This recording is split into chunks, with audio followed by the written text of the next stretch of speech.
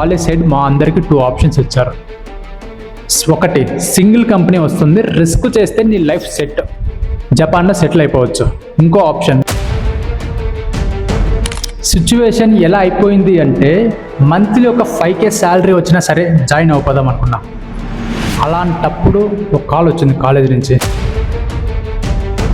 ఫైనల్గా interview results.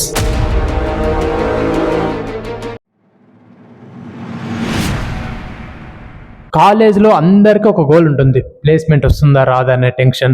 నేను కూడా సేమ్ స్టేజ్లో ఉండేవాడిని, సేమ్ ఫియర్ ఉండేది నాకు కూడా. కానీ ఒకరోజు ఫస్ట్ జాబ్ ఆఫర్ వచ్చింది.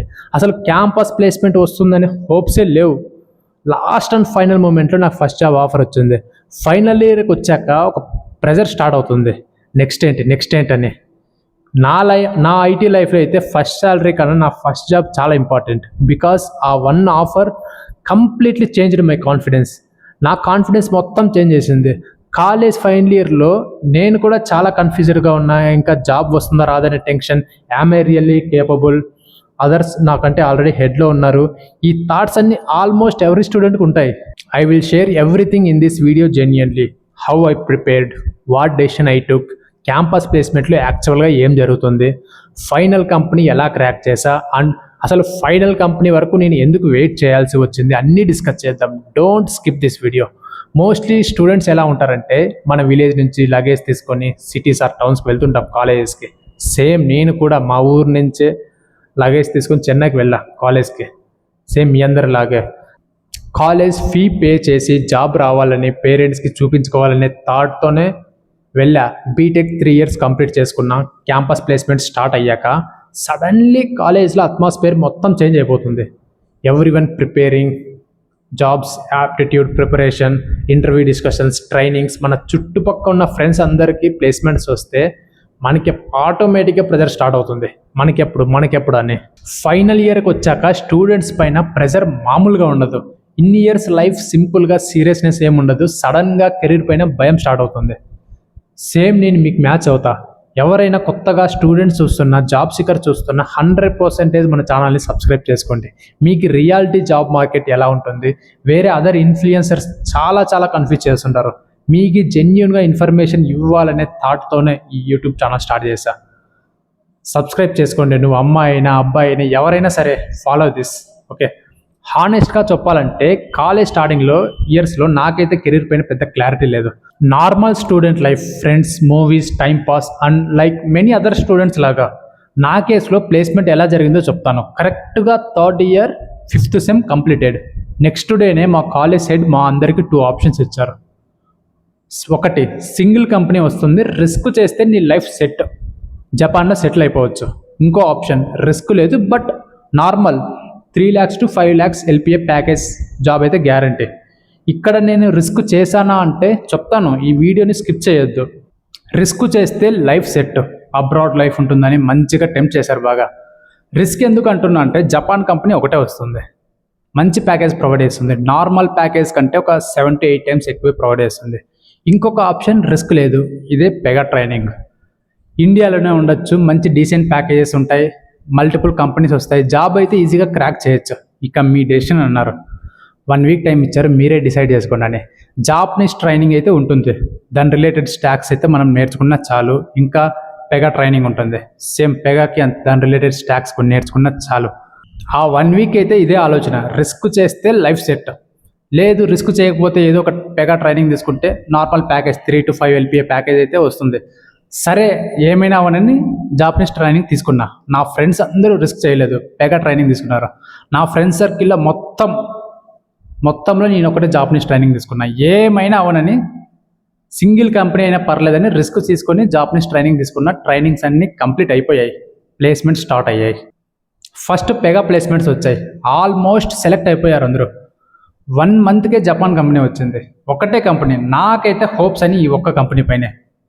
పొరపాటున ఈ కంపెనీలో సెలెక్ట్ అవ్వకపోతే నా లగేజ్ అంతా తీసుకొని ఇంటికి వెళ్ళిపోవడమే. నా ట్రైనింగ్ అంతా వేస్ట్. కాలేజ్ ప్లేస్మెంట్స్ పైన హాస్టల్ అయితే నేను హోప్స్ వదులుకోవాల్సిందే. ఆ జపాన్ కంపెనీ వచ్చింది, ఇంటర్వ్యూ చేశారు. ఇక్కడ అంతా మొత్తం టోటల్గా రివర్స్ జరిగింది. ఆ 60 to 70 పీపుల్స్లో ఓన్లీ 4 members మాత్రమే సెలెక్ట్ అయ్యారు. అంతే, ఆల్మోస్ట్ రిజెక్టెడ్.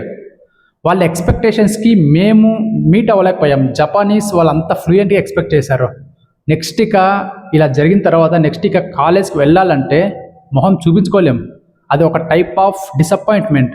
మీకు నేను పెడుతున్న ఎఫర్ట్స్ వాల్యూ అనిపిస్తే జస్ట్ ఒక లైక్ చేయండి వీడియోని, మన ఛానల్కి సపోర్ట్ వస్తుంది. నా జర్నీలో నాకు హెల్ప్ అయిన ప్రతిదీ నేను మీతో యూస్ఫుల్ ఇన్ఫర్మేషన్ షేర్ చేస్తాను. ఫైనల్ ఇయర్లో ప్లేస్మెంట్స్ వచ్చింటాయి కదా, వాళ్ళ మధ్య కూర్చోవాలి అంటే దాని బదులు కాలేజ్కి వెళ్ళకపోవడం మంచిది అనిపించేది. చాలామంది ఇప్పుడు నేను చెప్పే పాయింట్ని ఫేస్ చేస్తూ ఉంటారు. ఈ వీడియో చూస్తున్న వాళ్ళలో జాబ్ సీకర్స్ డైలీ పడుకునేటప్పుడు మైండ్లో ఒక టైప్ ఆఫ్ వెయిట్ ఉంటుంది. ఉన్న ఒకే ఒక కంపెనీ పోయింది, నేను నేర్చుకుంటున్న జాపనీస్ కోర్స్కి అయితే వాల్యూ లేదు ఇప్పుడు, మరి నార్మల్ కంపెనీస్కి ఎలిజిబుల్ కాదు, ఇంటర్వ్యూస్కి అటెండ్ అవ్వకూడదు due to Japanese training. Next 6 months తర్వాత ఈ 6 monthsలో చాలా జరిగింది. ఆ జాబ్ స్ట్రగుల్స్ అన్ని ఇంకొక వీడియోలో షేర్ చేస్తాను. అవన్నీ మీ వరకు రావాలంటే ఇప్పుడే ఛానల్ని సబ్స్క్రైబ్ చేసుకోండి. అన్నీ ఈ వీడియోలో మెన్షన్ చేయలేను. సరే, కళ్ళు మూసుకున్న ఒక 6 months అయిపోయింది, 7th సెమ్ కంప్లీటెడ్. బట్ ఒక చిన్న ఆశ, ఏమైనా ప్లేస్మెంట్ వస్తుందేమో అని. ఈ మూమెంట్లో నేను వేరే అవుట్ సైడ్ జాబ్ సెట్ చేసుకుందామని జాబ్ ట్రై చేశా. తెలిసిన వాళ్ళు ఏమైనా ఇప్పిస్తారేమని ట్రై చేశా. ఇక కాలేజ్ ప్లేస్మెంట్లో కష్టం అనుకున్నా. నా నేమ్స్ అన్ని ట్రైనింగ్ నుంచి రిమూవ్ చేసేసా. ఇక నో ప్లేస్మెంట్స్. కరెక్ట్గా 7th సెమ్ అయిపోతేనే ఒక అనౌన్స్మెంట్ చేశారు కాలేజీలో, జాపనీస్ ట్రైనింగ్ వాళ్ళు కూడా ఇక నార్మల్ కంపెనీస్లో అటెండ్ అవ్వచ్చు, ఇంటర్వ్యూస్ అటెండ్ అవ్వచ్చు, ప్లేస్మెంట్లో ఎలిజిబులే అని. ఒక కంపెనీ లిస్ట్ అయితే చెప్పేశారు. తర్వాత ఆ ఒక్క అనౌన్స్మెంట్ వల్ల ప్లేస్మెంట్స్ పైన హోప్స్ వదులుకున్న నాలాంటి వాళ్ళందరికీ ఒక పెద్ద రిలీఫ్. ఇక ఈ ఛాన్స్ మాత్రం వదులుకోకూడదు అనుకున్నా. కట్ చేస్తే కోవిడ్ లాక్డౌన్, రావాల్సిన కంపెనీస్ మొత్తం వెళ్ళిపోయాయి. ఇంటర్వ్యూ షెడ్యూలేషన్స్ అన్నీ క్యాన్సిల్ చేసేశారు. నాకు అర్థం కావట్లేదు, కంపెనీస్ వస్తాయా రావా అనే డౌట్. నెక్స్ట్ డేనే కాలేజ్ మొత్తం అంతా వెకేట్ చేయమన్నారు. ఇంటికి వెళ్ళిపోయాం. ఒక సైడ్ అంతా ఇదే థింకింగ్, ప్లేస్మెంట్ ఏంటి, కంపెనీస్ వస్తాయన్నారు కదా, ఇప్పుడేమో ఇలా అయిపోయింది ఏంటి అని. ఇక ఫైనల్ అప్డేట్ అయితే ఇచ్చేశారు, మీకు ఇక కంపెనీస్ రావు, ఆప్షన్స్ లేవు అని. నేను కూడా వదిలేసుకున్నా, బయట ఇంకేమన్నా చూసుకుందాం, ఇంకా చేసేది ఏం లేదని. నా నేమ్స్ కూడా ఇవ్వటం కూడా స్టాప్ చేసేసా ప్లేస్మెంట్స్కి. ఒక సైడ్ డేస్ అయిపోతున్నాయి, ఇంట్లో ఉన్నాం, అసలు కోవిడ్ ఎప్పుడైపోతుందో తెలియదు. బయట ఇక అందరూ స్టార్ట్ చేశారు, చెన్నైలో చదువుతున్నావు కదా, జాబ్ ఏం రాలేదా అని.